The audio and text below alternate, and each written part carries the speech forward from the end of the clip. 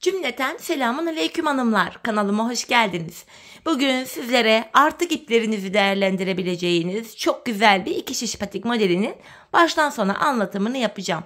Ben patiğimde piyasada rahatlıkla bulabileceğiniz patiklik iplerden kullandım. Ana rengim krem, desenlerinde ise hanımlar böyle elimde diğer patiklerimden kalan minik minik yarım iplerim vardı. Bunları kullandım. İplerimi şöyle bir kenara alıyorum. Hemen modelimi göstereceğim. İşte hanımlar. Modelim bu şekilde. Şöyle yakından göstereyim. Yapılışı çok kolay, çok da şık, 5 şiş görünümlü 2 şiş patik. Baştan sona 2 şiş ile yaptım hanımlar patiğimi. Hemen tabanını göstermek istiyorum. Patiğimizin topuğu yine 5 şiş patik topuğu gibi kesim yaptım. Patiğimin hiçbir yerinde dikiş yok. 5 şiş görünümlü 2 şiş modelim bu şekilde hanımlar. 5 şiş patik bilmeyen hanımların da tercih edebileceği hem kolay hem de güzel bir patik oldu. Hanımlar, bu patik benim elimin ölçülerine göre 37-38 numara ayaklar için uyumlu oldu. Daha büyük yapmak isteyenler ön tarafına bir model daha fazla yapabilir. Küçük yapmak isteyenler de yine 4 tane benim gibi yapabilir. Hani 36 numara yapmak isteyenler arka haroşa sayılarını azaltabilirsiniz. Ya da ayağınıza ölçerek de yapabilirsiniz. Şişlerim de 3 numara. Evet, hemen patiğimize burun kısmından başlayacağız hanımlar. Krem ipimiz ile ipimin ucunda şöyle bir miktar ip bırakıyorum. Küçük bir miktar. 12 ilmek atıyorum. Şu birinci ilmeğim. 2, 3, 4, 5, 6, 7, 8, 9, 10, 11 ve bir ilmek daha atıyorum. 12. 12 ilmeğimi attım. Şimdi geri dönüyorum hanımlar. Burada ipimiz bekleyebilir. Tabanımızı yaparken bu ipi yine kullanmaya devam edeceğiz. Şimdi hanımlar geri döndüm. Arka yüzdeyiz. Geri döndüğümüzde şöyle baktığımızda ilk ilmeğimi örmeden alıyorum. Devamında gelen ilmeklerimi ters olarak örüyorum. İlk sıramızda ilmekleri böyle ters örüyoruz. Patiğimizde ön yüzde düz, arka yüzde de ters örgü uygulaması yapacağız hanımlar. Sonuncu ilmeğimi de yine ters olarak ördüm. Geri dönüyorum, ön yüzdeyim. Ön yüzde şimdi düz örgü öreceğiz ve artırmalarımıza başlayacağız. Artırmalarımızı patiğimizin ön yüzünde İlk 2 ilmeği ördükten sonra yapacağız. Bir de son 2 ilmek kalana kadar örüp öyle artırmalarımızı yapacağız. Kenar ilmeğimi aldım. İkinci ilmeğimi ördüm. Hemen ardından buraya bakın şöyle ipimi parmağıma dolayıp bir adet ilmek atıyorum. İlk artırmamı yaptım. Şimdi son 2 ilmeğim kalana kadar öreceğim. Bakın son 2 ilmeğim kaldı. Hemen artırmamı yapıyorum buraya da. Kalan 2 ilmeğimi düz olarak örüyorum. Böylece hanımlar 2 tane artırma yaptık. Şişimizde 14 ilmeğimiz oldu. Geri dönüyorum, arka yüzdeyim. Arka yüzde hanımlar artırma işlemi yok. Kenar ilmeğimi örmeden aldım. Devamında gelen diğer ilmeklerimin hepsini ters olarak örüyorum. Artırma işlemini sadece ön yüzde yapıyoruz. Arka yüzde ilmekleri ters örüyoruz. Sonuncu ilmeğimi de yine ters ördüm. Şimdi geri dönüyorum. Ön yüzdeyiz. Artırmalara devam edeceğiz. Kenar ilmeğimi örmeden aldım. İkinci ilmeğimi örüyorum. Hemen artırmamı yapıyorum. Şimdi de son 2 ilmeğim kalana kadar öreceğim.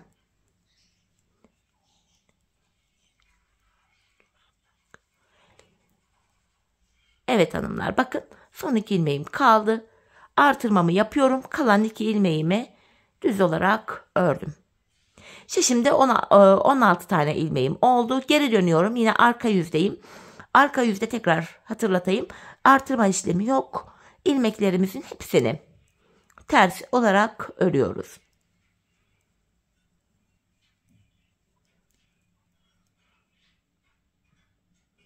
Bakın artırdığım ilmeğimi de yine ters ördüm. Sonuncu ilmeğimi de ters olarak örüyorum. Geri döndüm hanımlar. Ön yüzdeyiz.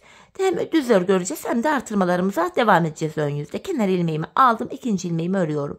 Hemen artırmamı yapıyorum. Şimdi de son 2 ilmeğim kalana kadar öreceğim ve sol kenardan da artırmamı yapacağım. Ön yüzde gördüğünüz üzere düz örgü uygulaması yapıyorum. Bakın son 2 ilmeğim kaldı. Hemen artırmamı yaptım ve kalan 2 ilmeğimi düz ördüm. Şişimde böylece 18 tane ilmeğim oldu. Şimdi hanımlar geri döneceğiz. Yapacağımız işlem böyle devam ediyor. Arka yüzde ilmekleri ters öreceğiz. Ön yüzde ilk 2 ilmeği ördükten sonra artıracağız. Bir de son 2 ilmek kalana kadar örüp öyle artırmalara devam edeceğiz. Ben bu patiğimde hanımlar şişimde toplamda 28 ilmeğim olana kadar artırmalarımı yaptım. Sonra modelimi kurdum. Hanımlar 40 numara yapmak isteyenler de olabilir. Hani 41 numara yapmak isteyenler de olabilir. 30 ilmek olana kadar artırın. Dediğim gibi küçük yapmak isteyenler, 36 numara yapmak isteyenler yine benimle aynı sayıda 28 olana kadar da artırabilirler. Şimdi hep birlikte artırmalarımızı yapalım, gelelim, ardından birlikte modelimize başlayalım. Evet hanımlar, 28 ilmeğim olana kadar artırmalarımı sizlere tarif ettiğim gibi yaptım. Geldim arka yüzde de 28 ilmeğimi ters olarak ördüm. Yeniden ön yüzdeyiz. Bakın patiğimizin burun kısmını bu şekilde ördük. Şimdi modelimiz hanımlar, bu modelimiz arka yüzden kuruluyor. Modelimizi arka yüzden kurabilmek adına ön yüzde ilmeklerimizi düz olarak öreceğiz. Kenar ilmeğimi örmeden aldım. Ön yüzdeyim, ilmeklerimi sırasıyla düz olarak öreceğim. Ve arka yüzde modelimizi başlayacağız. Modelimiz hanımlar sadece 2 sıradan oluşuyor. Çok da kolay yapılışı var.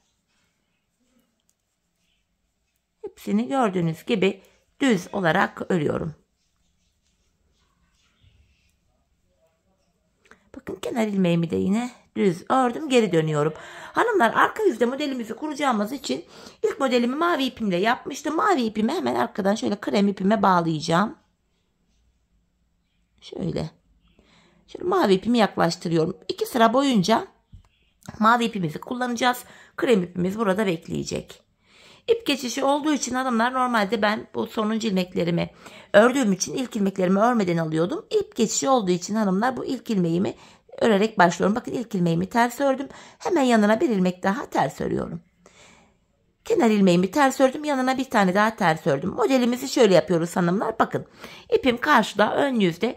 Şu öndeki 2 ilmeğimin arasına bakın 1 2. İkinci ilmeğimin aradan şöyle giriyorum. Buradan mavi ipim ile şöyle bir ilmek çıkartıyorum. Ve öndeki 2 tane krem ilmeğimin ikisini birlikte düz olarak keserek örüyorum. Bu şekilde hanımlar. İlk modelimizi yaptık. 2 ilmek üzerine model kuruluyor. Şöyle ilmeğimi düzgün alayım çünkü yarım ilmek geldi. Şöyle. Şimdi ikinci modelimizi yapacağız. Önde 2 tane ilmeğim var. İkinci ilmeğin aradan bu şekilde giriyorum.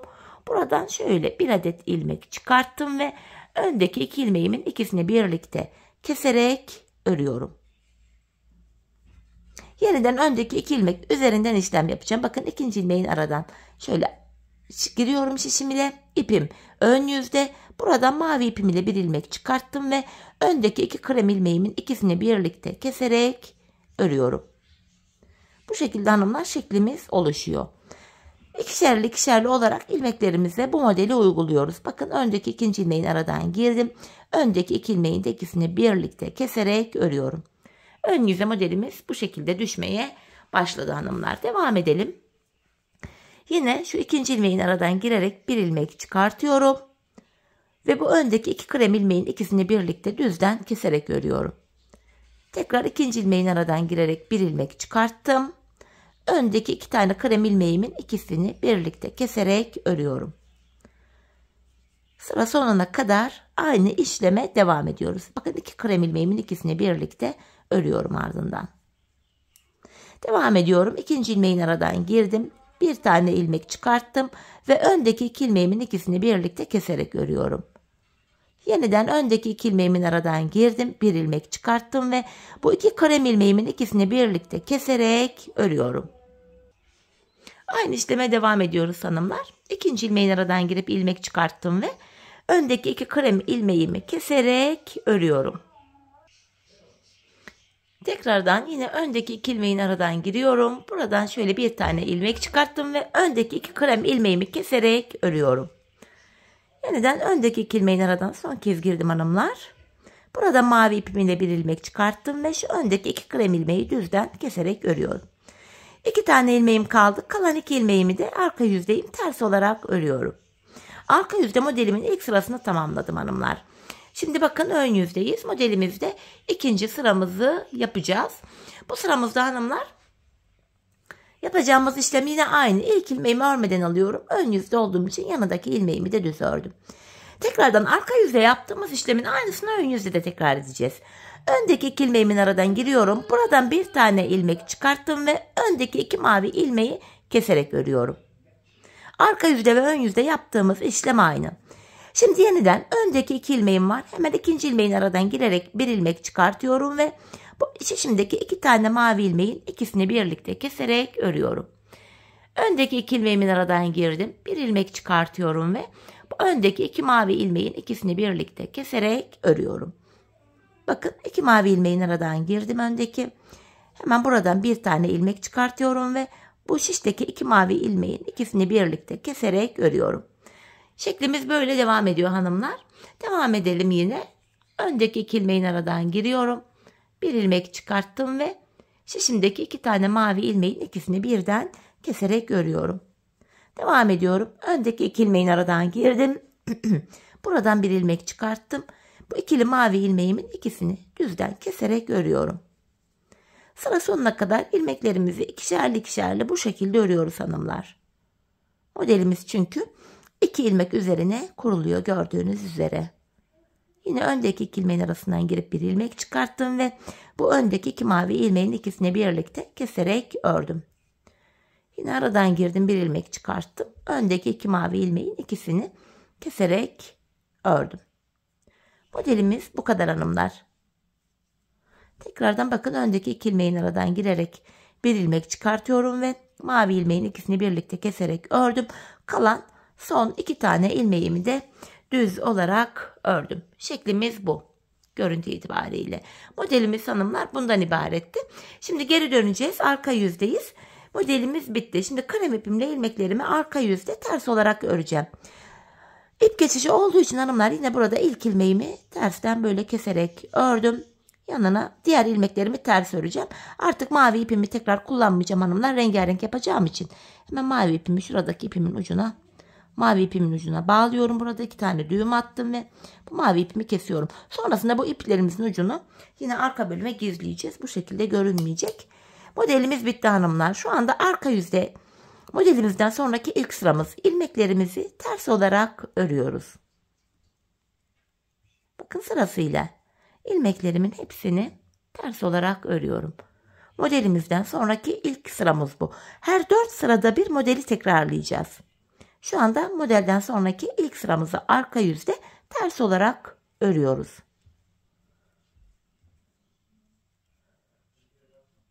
Kenar ilmeğimi de yine ters ördüm. Şimdi geri dönüyoruz hanımlar. Ön yüzdeyiz. Modelimizden sonraki ikinci sıramızı yapacağız. Ön yüzde ilmeklerimi düz öreceğim. Kenar ilmeğimi örmeden aldım. Devamında gelen ilmeklerimi düz olarak örüyorum.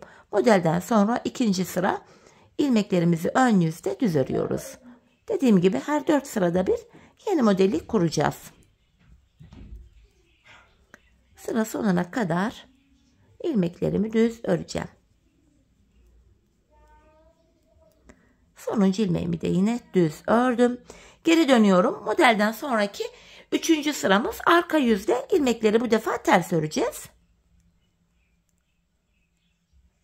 Sıra sonuna kadar teker teker ilmeklerimin hepsini 3. sırada ters örüyorum.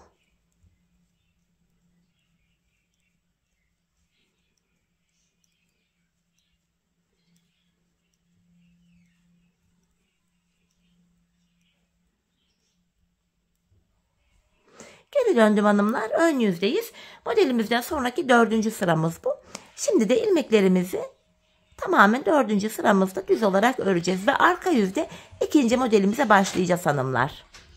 Bu şekilde.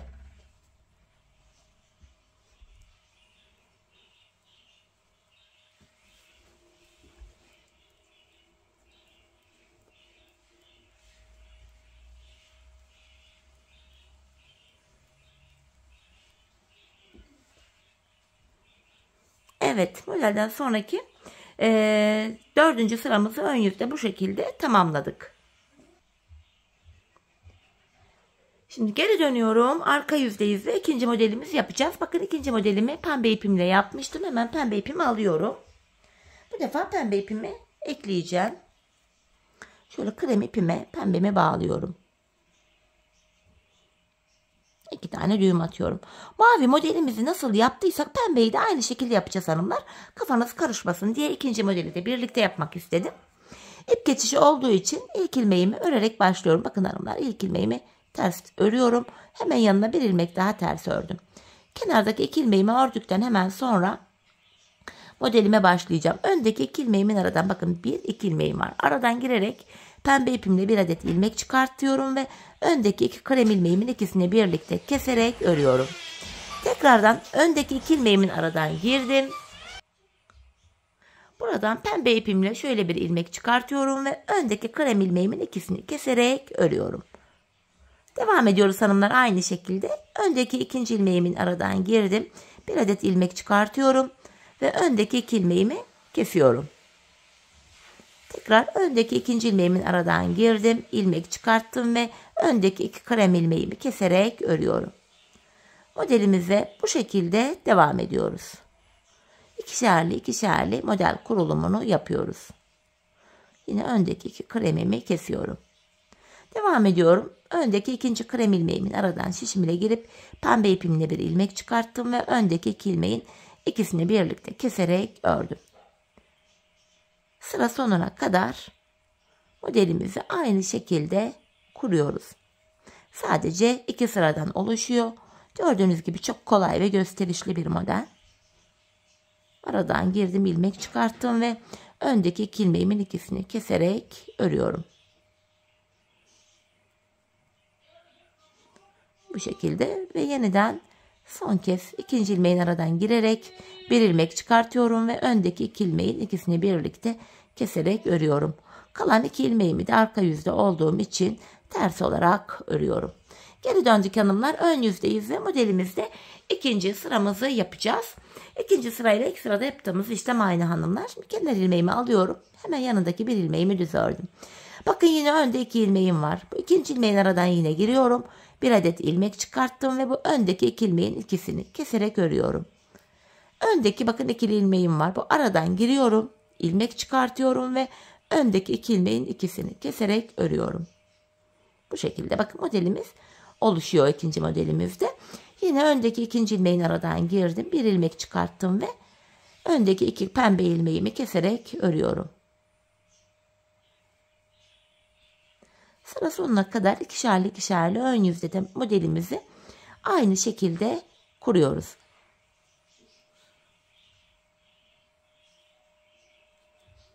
Yeniden öndeki 2 ilmeğin aradan girdim. Bakın bir ilmek çıkarttım.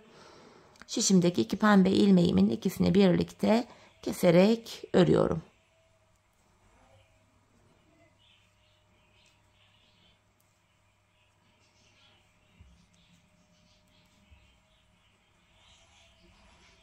Yeniden öndeki 2 ilmeğin aradan girdim. Sonuncu modelim bu. Bu 2 pembe ilmeğimi keserek ördüm ve hemen yanındaki 2 pembe ilmeğimi düz olarak örüyorum.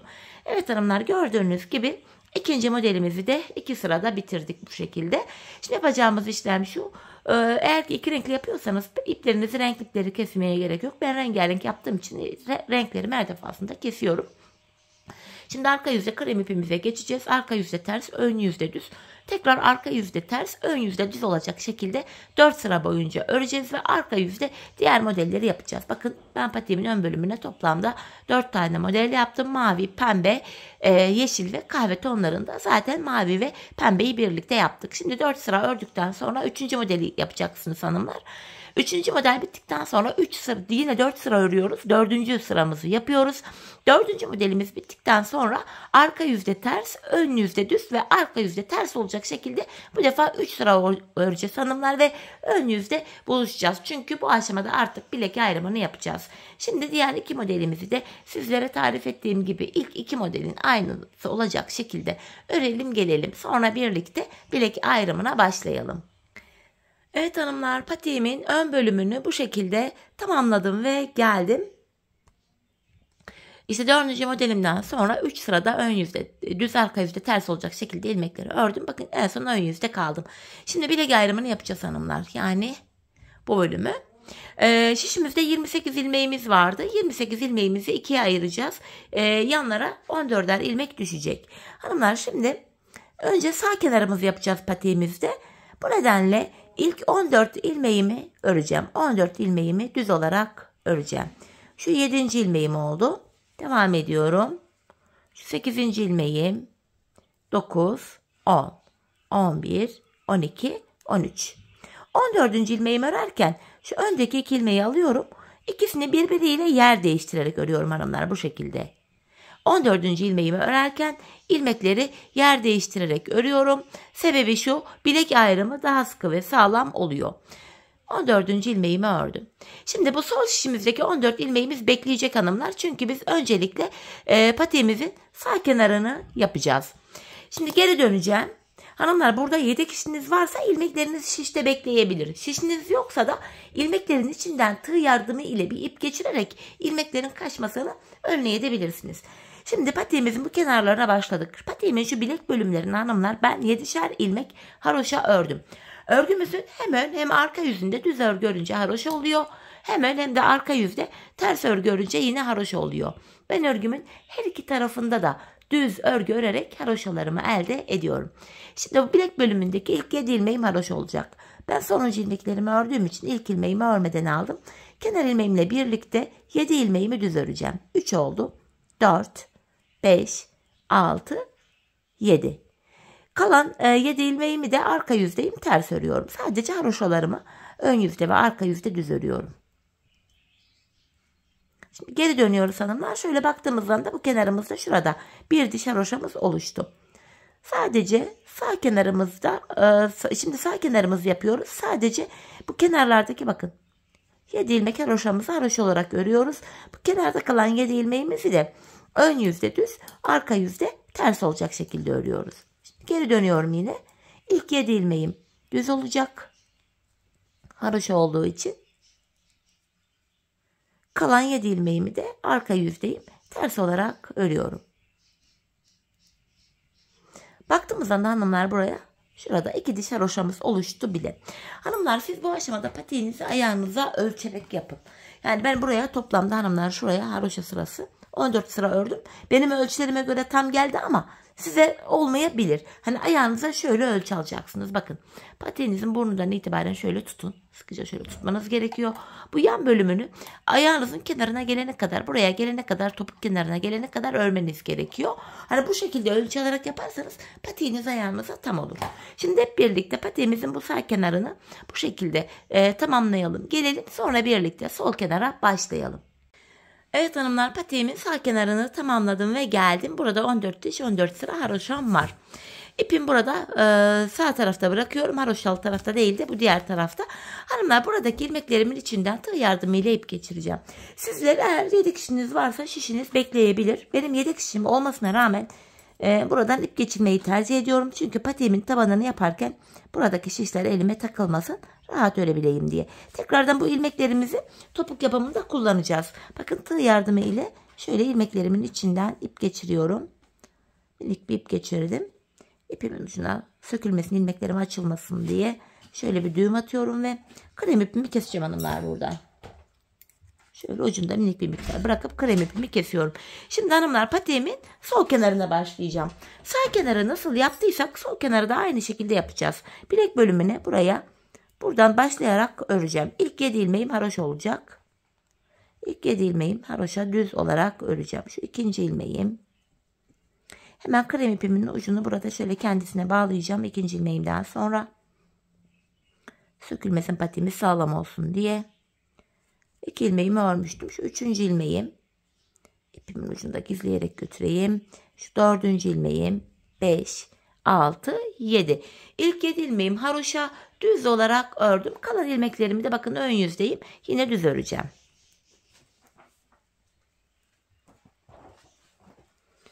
Evet hanımlar şimdi geri dönüyorum. Arka yüzdeyim.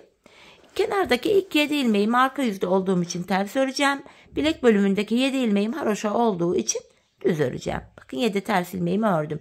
Haroşalarımı düz olarak örüyorum şimdi.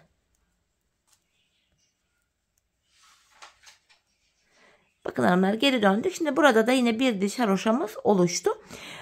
Ben bu sağ kenara 14 diş haroşa yaptım. Sol kenara da aynı sayıda haroşalarımı yapacağım. Sizler de hanımlar sağ kenara kaç sıra kaç diş haroşa yaptıysanız sol kenara da aynı şekilde örün gelin. Sonra birlikte burnundan başlayarak patiğimizin tabanına geçelim. Evet hanımlar, patiğimin sol kenarında 14 diş haroşa olacak şekilde ördüm. Krem ipimi yine haroşalı tarafta değil de sol tarafta bıraktım. Yine sağ tarafta olduğu gibi buradaki ilmeklerimin içinden de tığ yardımı ile bir tane ip geçireceğim. Hani dediğim gibi maksat burada ilmekler kaçmasın. Topuk bölümünde yine bu ilmeklerimizi şişimize takacağız ve kullanacağız. Şöyle farklı renkli bir ip geçiriyorum, minik bir ip. İpimin ucunu bağlıyorum hanımlar. Ve şu krem ipimi kenarda küçük bir miktar bırakıp şöyle kesiyorum. Şimdi patiğimizin burnundan başlayarak hanımlar tabanını öreceğiz. Burun kısmına patiğimize başlarken şöyle bir miktar bir ipimiz kalmıştı. Hatta başlarken de demiştim tabanda kullanacağız diye. Krem ipimi tekrar buraya bağlıyorum.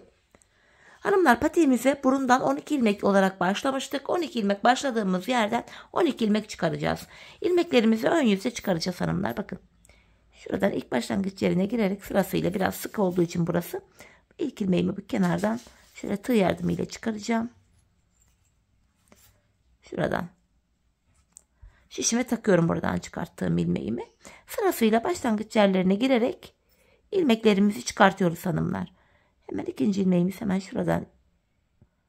Bakın biraz sıkı başlangıç yerimiz hanımlar. Bu köşelerde bir sıkılık var. Bu yüzden tığımdan yardım aldım.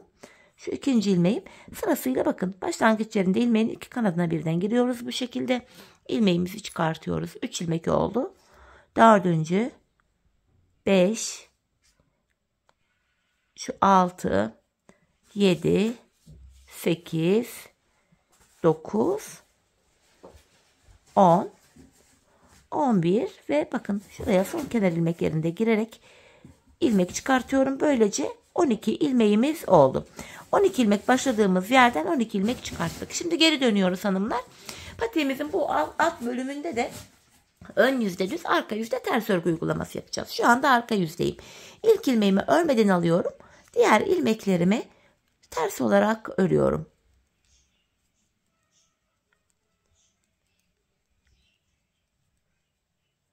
Sonuncu ilmeğimi de yine ters ördüm. Şimdi geri dönüyoruz, ön yüzdeyiz.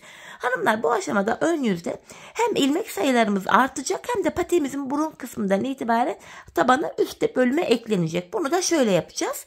Hemen burada sıradaki kenar ilmek yerleri belli. Bakın hanımlar, ilk ilmek yerim burada. İlmeğin iki kanadına birden şişimle giriyorum. Bu ilmek çıkartma işlemini sadece ön yüzde yapıyoruz. İlk ilmeğimizi ön yüzde bu sağ kenardan, ikinciyi de sol kenardan çıkartıyoruz. Şimdi ilk kenar ilmek yerine giriyorum. İlmeğin iki kanadına birden ve buradan şöyle bir adet ilmek çıkarttım. Şişimdeki 12 ilmeğimi öreceğim. Bir ilmek sağ taraftan çıkarttık hanımlar. 13 ilmeğimiz oldu. Kenar ilmek yerlerinden ilmekler çıkartarak hem ilmek sayıları artacak hem de patiğimizin tabanı üstte eklenecek. Bakın sonuncu ilmeğimi de ördüm. Şimdi bu diğer sol kenardan da bakın sıradaki kenar ilmek yerim burada. Şurası.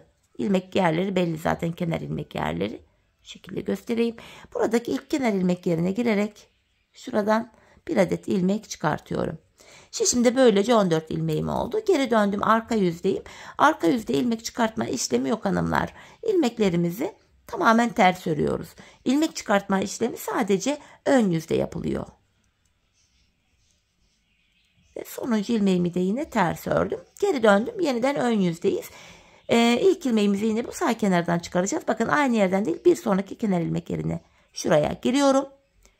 Buradan bir adet ilmek çıkarttım. Tabanımda 14 ilmeğim vardı. 14 ilmeğimi öreceğim. Bir ilmek de bu sağdan çıkarttık. 15 oldu.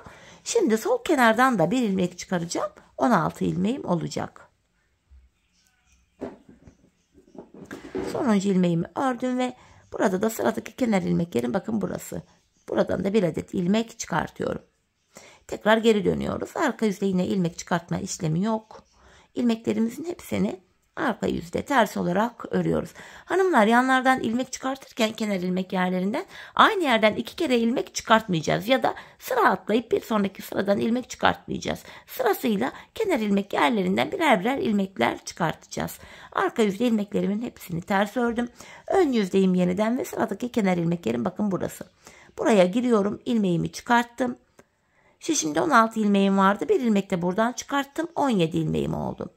Sıra sonuna kadar ilmeklerimi öreceğim. Sol kenardan da bir ilmek çıkaracağım ve böylece 18 ilmeğim olacak. Bak, sonuncu ilmeğimi de ördüm. Sıradaki kenar ilmek yerine girerek bir adet daha ilmek çıkartıyorum buradan. 18 ilmeğimiz oldu. Bakın hanımlar, 5 şiş patik burnudan hiçbir şekilde farkı yok. İşlem böyle devam edecek. Şimdi geri döneceğiz. Arka yüzde ilmekleri ters öreceğiz. Ön yüzde yine sıradaki kenar ilmek yerlerinden ilmekler çıkartmaya devam edeceğiz. Toplamda ben patiğimin üst bölümüne 28 ilmek olana kadar artırma yapmıştım. Tabanda 28 ilmek olacak. Yani taban sayısı eşit olacak. Bu nedenle hanımlar, şişimizde 28 ilmeğimiz olana kadar bu burun bölümünü yapalım gelelim. Sonra 28 ilmek üzerinden patiğimizin tabanının nasıl yapıldığını sizlere detaylı olarak anlatacağım. Evet hanımlar, 28 ilmeğim olana kadar patiğimin burun kısmını ördüm ve geldim. Şimdi en son ilk ilmeğimi bu sağdan çıkarttım. 28. ve sonuncu ilmeğimi de sol taraftan çıkarttım. Şimdi geri dönüyorum. Arka yüzdeyim hanımlar. İlk ilmeğimi örmeden alıyorum. Artık 28 ilmek üzerinden patiğimizin tabanını öreceğiz. Arka yüzdeyim. İlmeklerimi ters olarak örüyorum. Son 2 ilmeğim kalana kadar ilmeklerimi ters olarak öreceğim hanımlar.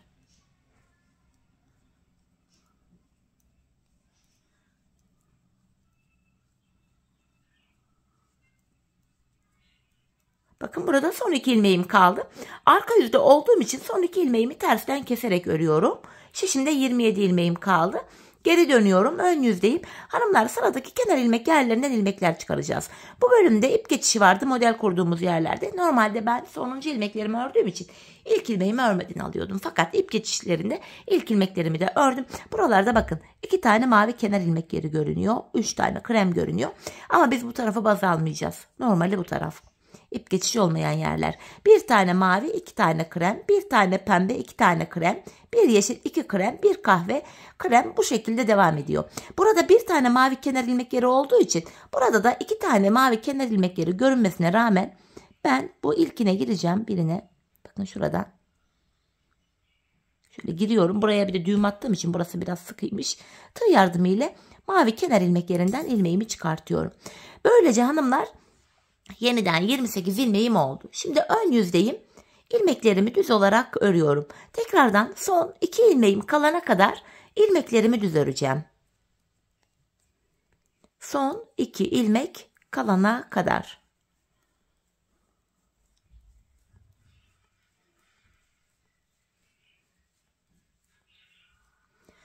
Bakın, son 2 ilmeğim kaldı. Ön yüzde olduğum için son 2 ilmeğimi bu defa düzden kesim yapıyorum. İkisini kestim. Yine 27 ilmeğim kaldı. Burada mavi kenar ilmek yerinden ilmek çıkartmıştık. Burada da mavi kenar ilmek yerine girerek şöyle bir adet ilmek çıkartıyorum. Karşılıklı olarak hanımlar aynı yerden ilmekler çıkartalım ki patiğimizin tabanı simetrik bir şekilde, düzgün bir şekilde örülsün. Şimdi geri döndüm. İlk ilmeğimi örmeden alıyorum. Yine arka yüzdeyim. İlmeklerimi tekrardan son 2 ilmeğim kalana kadar öreceğim. Hanımlar, eğer ki arka yüzde ilmeklerimizi örüyorsak son 2 ilmeğimizi tersten kesim yapacağız. Ön yüzde örüyorsak son 2 ilmeğimizi düzden kesim yapacağız ve sıradaki kenar ilmek yerlerinden ilmekler çıkaracağız. Bakın, yine burada son 2 ilmeğim kaldı. İkisini tersten keserek örüyorum. Bir kere mavi kenar ilmek yerinden ilmek çıkarttık. Zaten bir tane maviden çıkacak. 2 tane de krem görünüyor. Bu tarafta da 2 kere krem kenar ilmek yerinden ilmek çıkaracağız. Bakın, ilkini çıkarttım. Şöyle krem kenar ilmek yerine girerek bir tane ilmek çıkarttım. Yeniden ön yüzdeyim. İlmeklerimi düz olarak örüyorum. Son 2 ilmeğim kalana kadar öreceğim hanımlar.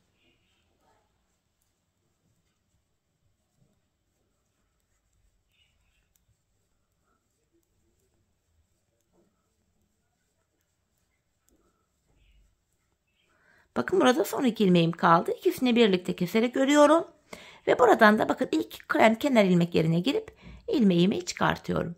Yeniden geri dönüyoruz. Arka yüzdeyiz. İlk ilmeğimi örmeden alıyorum. Arka yüzde olduğum için diğer ilmeklerimi sırasıyla ters olarak örüyorum. Son 2 ilmek kalana kadar ters örmeye devam edeceğim.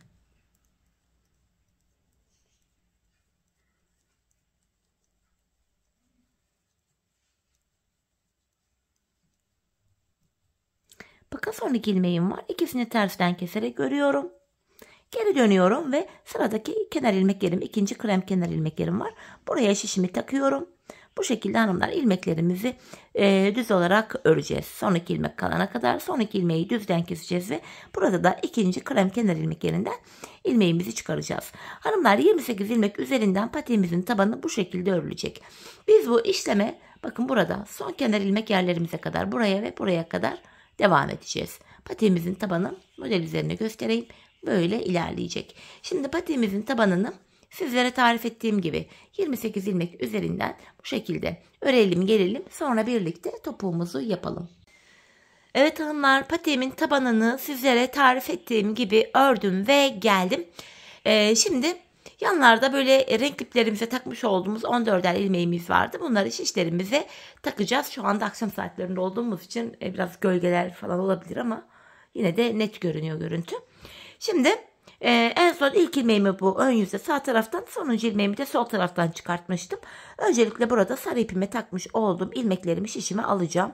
Sonra bu ilmeklerimizi öreceğiz hanımlar. Sırasıyla bu ipim içindeyken ilmeklerimi şişime aktarıyorum sırayla. Hani ipimi çekip öyle de takabilirdim ilmekleri ama hani ilmeklerimiz kaçmasın diye biraz garanti almak istedim. Şöyle ilmeklerimi taktım. İpimi çekiyorum. Sonrasında hemen bu ipimizin ucunu ana ipime bağlayacağım hanımlar. Sonradan sökülme olmasın, açılma olmasın burada diye. Şimdi bu 14 ilmeğimi öreceğim. Sırasıyla 14 ilmeğimi ön yüzdeyim. Düz olarak örüyorum. Hatta şu ipimizin ucunu da atlatarak gidelim ki gizlensin. Bakın bu şekilde. Son 7 ilmeğim haroşa. Yine haroşa örmeye devam edeceğim hanımlar. Sıra sonuna geldim. Şimdi geri dönüyorum. Arka yüzdeyim. Öncelikle kenardaki 7 ilmek haroşamı yine haroşa yani düz olarak öreceğim. Bu şekilde 7 haroşamı ördüm. Şimdi arka yüzdeyim ve diğer ilmeklerimi ters olarak sıra sonuna kadar öreceğim hanımlar. Ardından diğer taraftaki bu mavi ipe takılı olan 14 ilmeğimizi de şişimize alacağız. Patiğimizin taban kısmında 28 ilmeğimiz vardı. Sağ ve sol kenarlarda da 14'er tane ilmeğimiz vardı. Hepsi tek şişte toplanınca hanımlar şişimizde toplamda 56 adet ilmeğimiz olacak. İlmeklerimi şu anda arka yüzde olduğum için ters olarak örüyorum hepsini. Bu şekilde. Ve sonuncu ilmeğimi de ters ördüm. Şimdi bu mavi ipe takılı bu 14 ilmeğimizi hanımlar şişime alacağım. Sonra bu ilmeklerimi de öreceğim. Şöyle sırasıyla yine ipim içindeyken ilmeklerimi şişime takayım ki ilmekler kaçmasın.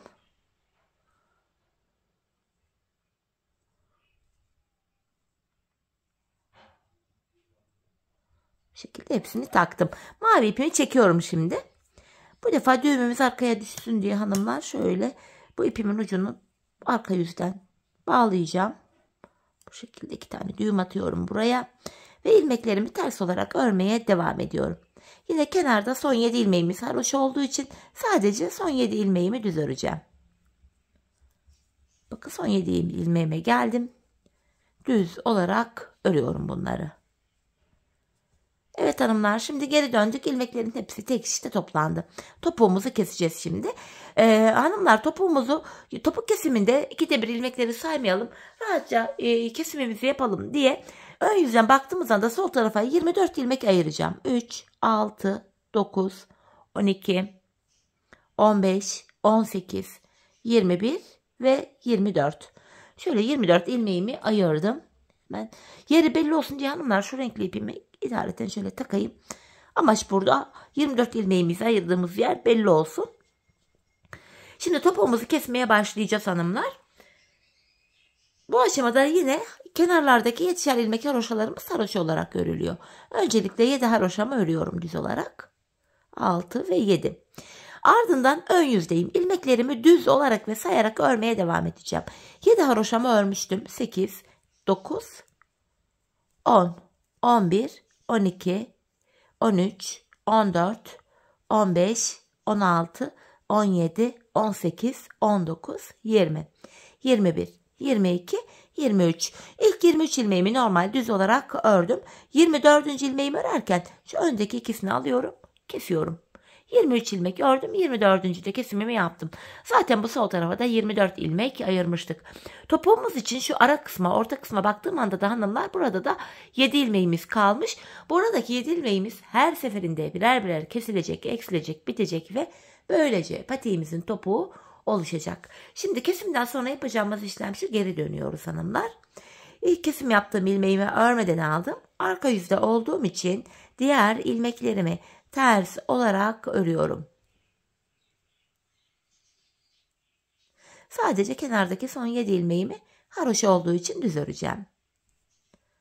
Bakın son 7 ilmeğime geldim. Düz olarak örüyorum ilmeklerimi. Tekrar geri döndüm hanımlar. Ön yüzdeyiz. Yine bir önceki sırada yaptığımız işlemin aynısını yapacağız. Yani ilk 23 ilmeğimizi öreceğiz. 24. örerken kesim yapacağız.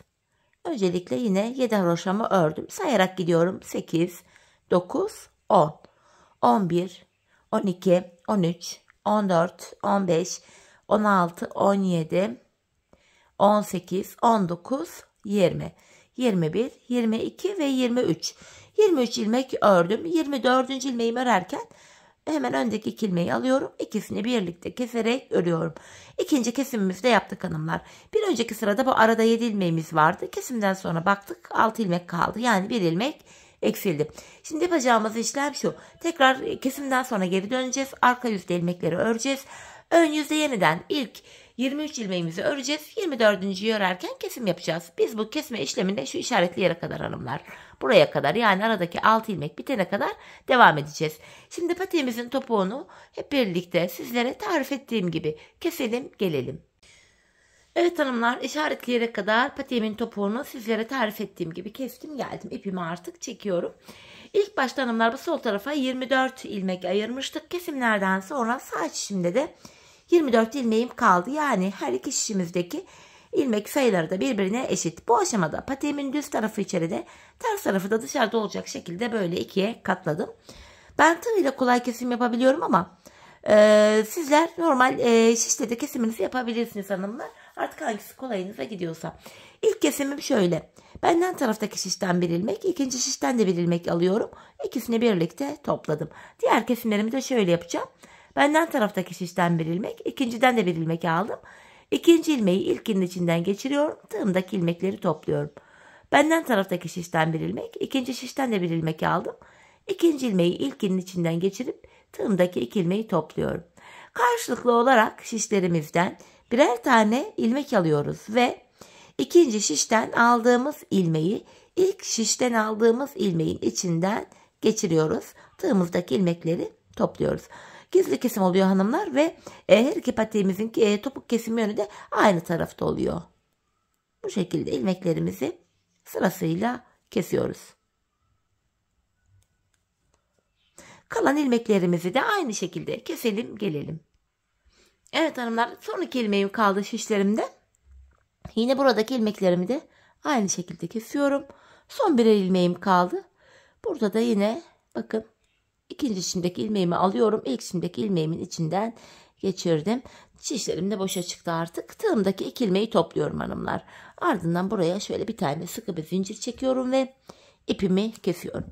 Patiğimizi bitirdik. Hemen ipimizi gizleyelim. Sonrasında topuğumuza bakalım. Manken ayağı giydirelim. Birlikte görelim. Şöyle arka ilmek aralarından geçirerek iplerimizi gizleyelim hanımlar. Patiğimizin içinde kalan böyle iplerimiz varsa hepsini gizleyelim. Bakın patiğimizin topuğu bu şekilde. Evet hanımlar, patiğimizi bitirdik. Görüntü itibariyle şeklimiz bu. Hemen bir de manken ayağıma giydireceğim. Akşam vakti olunca renkte bir tuhaf göründü ama videonun ilk bölümlerindeki renk gerçek renktir hanımlar. Maalesef akşamın ışığı ile gün ışığı farklı oluyor renkler üzerinde. Oysa patik aynı patiğimiz. Evet, güzelce bir de şöyle manken ayağıma giydireceğim patiğimizi, öyle de görelim. Ayakta nasıl durduğuna bakalım. Evet hanımlar, bakın. Patiğimizi şu şekilde ayağımıza giydirdim. Şöyle modelimiz de çok şık, çok zarif oldu pati. Patiğimizin yanları. Taban kısmını göstermek istiyorum. Topuğumuz yine bu şekilde. Gördüğünüz gibi hanımlar 5 diş görünümlü şahane bir patiğimiz oldu. Evet hanımlar, yine birlikte güzel bir modelin daha sonuna geldik. Umarım sizlere faydalı, hoş bir video olmuştur. Yeni modellerde, yeni videolarda buluşmak dileğiyle şimdilik hoşça kalın, sağlıcakla kalın.